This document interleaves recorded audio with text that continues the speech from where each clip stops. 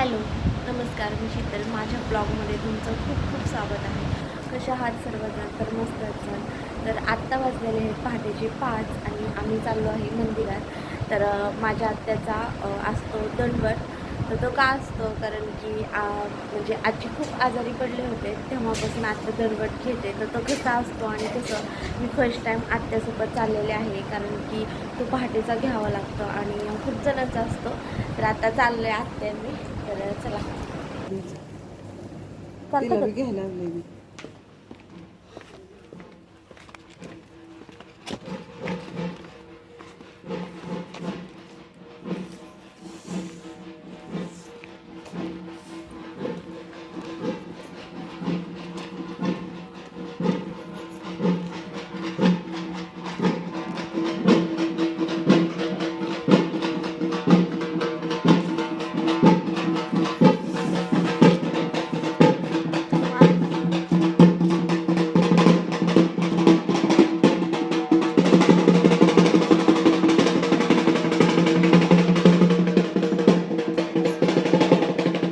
तर हा दंडवत घ्यायचा असतो. तर ते तुम्हाला मी सांगितलंच का घेते म्हणून.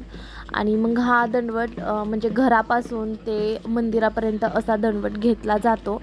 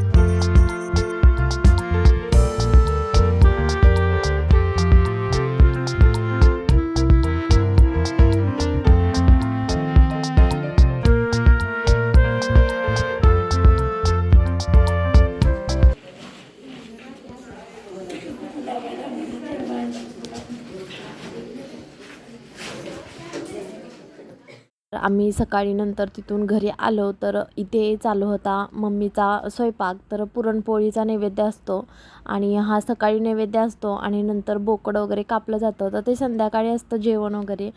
तर नैवेद्यासाठी मम्मीने नैवेद्य करत होते. सगळ्या म्हणजे जे गावातले देव आहेत सगळ्या मंदिरात जाऊन तो नैवेद्य दाखवावा लागतो यात्रेला.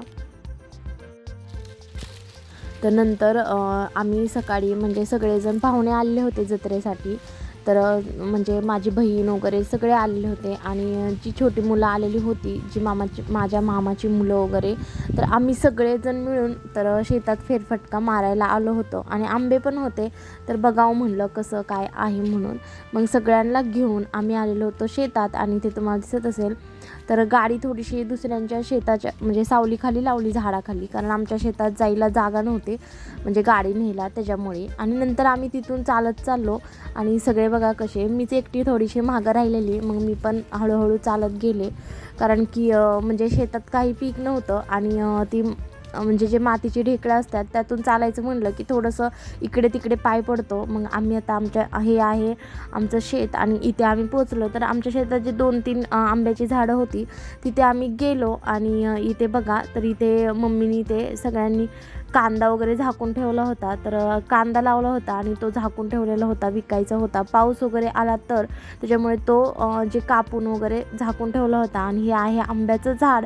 तर ह्या वर्षी खूप आंबेच नव्हते झाडाला, तर कुठे तर दिसत होते आणि ते आम्ही सगळे बघत होतो. आणि खाली बघा, तर खाली काय झालं होतं, झाडाच्या खाली बसायला सावली तर होती, पण इतक्या मुंग्या होत्या ना, कोणी बसू नाही शकलं, त्याच्यामुळे आम्ही थोडंसं फिरलो आणि मग नंतर इकडे तिकडे करत बघितलं. आणि हे बघा आंब्याचं झाड, थोडेसे आंबे आहेत आणि मुलांची खूप मस्ती चालली होती. काय झालं काय झालं काय थांबगी बघ किती ते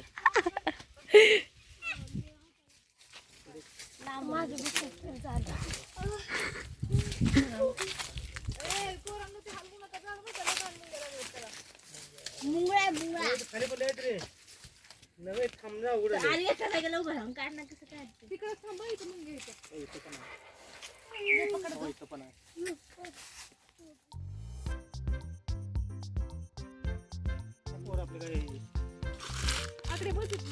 झालं बाई फिरून. अगं ती तयार झालेत नारळ बाहेर. दोनच होतं तिथं जवळ पडलं.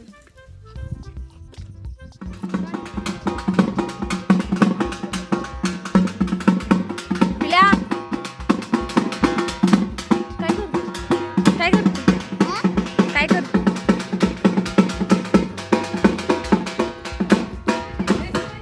तर इथे तुम्हाला हे सगळं जे सामान दिसत आहे तर ते आहे मटणाच्या मसाल्याचं सामान. तर इथे चालू होतं मसाला बनवायचं. तर सगळ्यांनी मदत केली होती. एकाने कांदा कापला होता, बाकीच्यांनी म्हणजे सगळ्यांनी मदत करून ते तयार करत होते.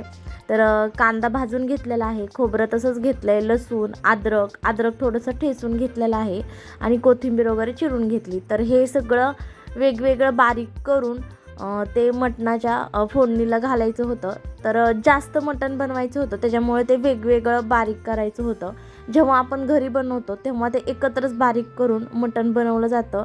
आणि असं जे यात्रेचं किंवा असं कार्यक्रमाचं मटण वगैरे असतं तर ते खूप छान होतं, कारण की त्याला वेगळी टेस्ट येते काय माहिती.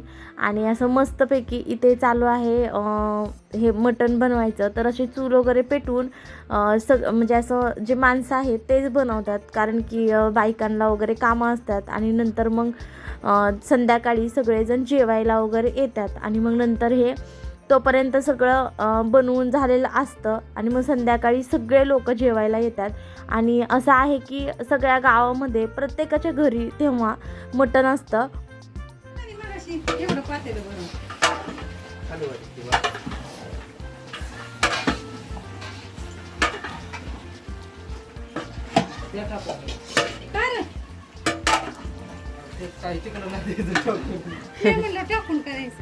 अजून करायचं का थोडं पाणी. अगं लय मोठं असलो एवढं ते मांद्याचं पीस केलं म्हणून ती बारीक केलं, तळलेलं पुन्हा काढून बारीक केलंय.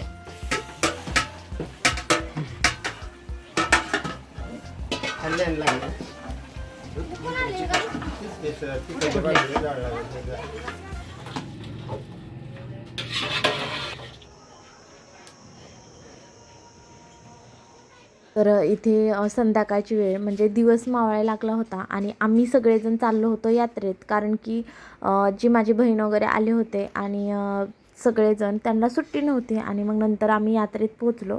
नंतर इथं अशी यात्रा भरली होती आणि मी ते थोडंसं तुम्हाला अगोदर दाखवलं होतं.